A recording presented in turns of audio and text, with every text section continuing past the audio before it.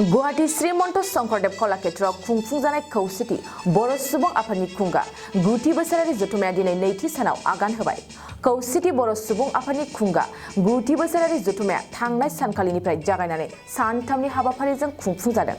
बेबादिनो दिनैनि 2थि साननि हाबाफारिया फुंबिलिनिफ्रायनो बायदि मेहेरगोनां हाबाफारिजों जागायो। हाबाफारि बायदियै फुंबिलिनि समाव फिरफिला बिरहोनाय आरो मुंख्लं खाम्फायाव बिबार बावनायनिफ्राय 2थि साननि हाबाफारिया जागायो। हाबाफारियावनो जर'खा आलासि महरै बाहागो लायो बर' थुनलाइ आफादनि आफादगिरि तरेन बर', BKWSनि गाहाय मावफुं सोद्रोमा मिहिनीश्वर बसुमतारी आरो BKWSनि लेङाइ गाहाय मावफुं सोद्रोमा रमिय' पि नार्जारिया। जिथु 9थि बोसोरारि जथुम्मा बे 9थि बोसोरारि जथुम्मानि नैथि सान बे नैथि साननि गिबि हाबाफारि हिसाबै दिनै जोंनि फिरफिला बिरहोनाय हाबाफारि बे फिरफिला हाबाफारिया जाना थांबाय। दिनै बे फिरफिला बिरहोनाय हाबाफारियाव जोंनि BTCनि बायजोनि गं 22 जिल्लाजों लोगोसे साखाथिनि रायजो अरुणाचल आरो मेघालयनि जि बर'फोर दङ बिथांमोनाबो जोंजों फैफानानै बेयाव फिरफिला बिरहोदों आरो जोंनि डेलिगेट्सआव जोंनि भारत हादरनि अनगायैबो नेपाल हादरनिफ्राय आरो जोंनि साखाथिनि रायजो त्रिपुरा, नागालेण्ड बेफोर रायजोनिफ्रायबो जोंजों बे डेलिगेट्सआव फैफादों आरो दिनै जिहेतु जोंना फिरफिला बिरहोनाय हाबाफारियाव गाहाय आलासि हिसाबै जों सासे आलासि लिंहरदों।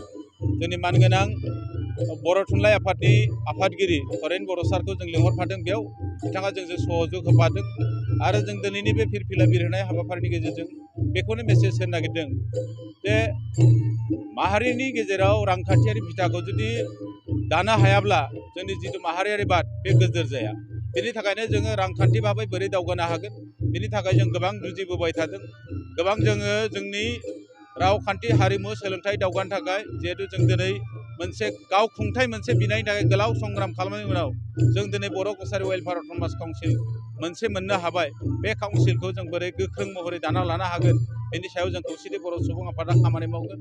बिनि बादैबो सोलोंथाइ बेलायाव जों बुंगोन सोलोंथाइयाव जुदि जोंनि माहारि राव हारिमुवा जुदि थांनानै थानांगौबा जोंनि बिमानि रावनि जिबिलाक फरायसालिफोर दं बे थांनानै थानांगोन। गतिके जोंनि BTCनि बायजोनि जिबिलाक बर' मिडियामनि स्कुलफोर दङ, फरायसालिफोर दङ, बे खोब गाज्रि अबस्थायाव दिनै दङ। बेफोर फरायसालिफोरखौ सरकारखौ नारसिननानै जिथु 3थि बर' गोजोन गोरोबथा जाबाय बे सुक्तियाव फैफानाय 6.3 बे दफा मथे बर' मिडियामनि स्कुलफोरखौ बिसेस रेहाय होनानैबाबो सरकारिकरन खालामनांगौ। बेखौ खालामहोनो थाखाय खौसेथि बर' सुबुं आफादनिफ्राय नाजानाया थाबाय थागोन आरो बेजों लोगोसे जों दिनै बे नोंथांमोननि गासैबो मेसेज चेनेलनि गेजेरजों मोनसे मेसेज होनो नागिरो। जों खौसेथि बर' सुबुं आफादखौ मोनसे ग्लबाल प्लेटफर्म बर' हारिनि जों बेखौ दानो नागिरदों। मोनसे बुहुमनाङैनो मोनसे जों जयैनो मोनसे मेसेज जोङो होनो नागिरदों जे बुहुमनि गेजेराव बर'फोरनि मोनसे कमन प्लेटफर्म ग्लबाल मोनसे प्लेटफर्म जों दानो नागिरदों। बेनि थाखाय जों बेयाव थान्दै महरै नेपाल हादरनिफ्राय लेंहरदों, जों बांलादेशनिफ्राय लेंहरदों, साखाथियाव थानाय जिबिलाक बर' माहारिनि रायजो राजाफोर दङ बिथांमोनखौबो जों थान्दै हिसाबै लेंहरदों। गासैबो दैदेनगिरिफोरखौ जों लेंहरदों। दसे उनाव जोंहा बेफोरनि सायावनो सावरायनो थाखाय मोनसे सेमिनार लिंनाय जागोन।